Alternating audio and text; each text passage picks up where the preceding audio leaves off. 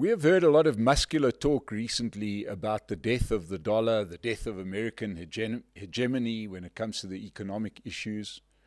This is largely inspired by the Russia-Ukraine war and the so-called North versus South divide on political and economic issues. Many of the commentators have said that this is the end of America and end of trade in dollars. Well, I understand the ideas or the thinking behind it, but it's wishful thinking. Let's be clear on this. It's wishful thinking. There's a whole lot of people that would love to see the end of America's domination of the economy and the dollar's domination of trade. And it would make sense. If South Africa is going to buy oil from Angola, why should we buy it in dollars? Well, the reality is that for the countries that want to see the end of the dollar, i.e. the global south, which is a term I don't understand at all because many of the global south are in the northern hemisphere, but let's include China in this, do not want currencies other than dollars. When last I checked, our president wasn't stuffing Chinese yuan into his sofa. He wasn't, doing any other currencies. He wasn't putting Indian rupees into his couch. He was putting dollars in there. Because everybody understands that if you take a suitcase full of dollars and you skip and go to some other place, you can at least use them. One only has to look to Zim, to the north of us, where their currency has collapsed. What do they use? The US dollar. Now, these people are fiercely anti-West. In actual fact, they're under sanction from the US, but yet they do their transactions in the US dollar. So I think to use the famous quotation, the death of the dollar has been greatly exaggerated. Now, this is not because I'm some fan of America, but America does one thing that all of the countries that want to replace the dollar will not do. And that is that if you ask yourself the question, what is a currency?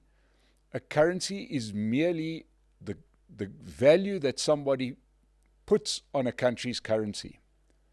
So you may ask, well, America's got a great deal of debt. Why would you then want to trade in the dollar? The reason is because we know that America's got a great deal of debt.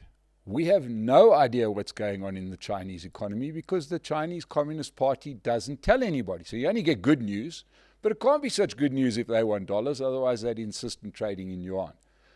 Right? If you want a free-floating currency, and in South Africa we know it because the rand has always been a free-floating currency, what goes with free-floating currencies is a lot of information. You understand the good news and the bad news. The reason that the rand is weak now is because there's a lot of bad news, but it's known. Okay, it's the absolute transparency of the US economy that keeps the dollar as the primary trading currency. If China wants to replace the US dollar with its yuan, they fully understand that they would then need to give a full account of their economy and their global and their public purse. How is it being run? Right? And until that day that those countries give full information about their currencies, we will continue to trade in the dollar until all the information is known. So, you can ask yourself a simple question. How likely is China or Saudi or any of these other alternatives, how likely are those countries to start divulging the full extent of their economy, the good and the bad, not just the good? How keen would they be to do it? If they were to do it, we would start trading in those other currencies. But the dollar, we trade in the dollar because all the information is known.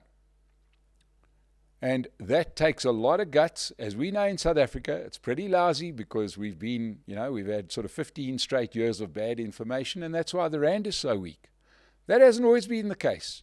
If one goes back to the early 2000s, when our economy was doing well and there was perhaps a little less corruption than what we got today, the rand was strengthening because the information flow was comprehensive. Well, the challenge to those BRICS countries is if you want to use those currencies to trade in, have at it. But I don't see a time when President Ramaphosa starts stuffing Chinese yuan into his sofa.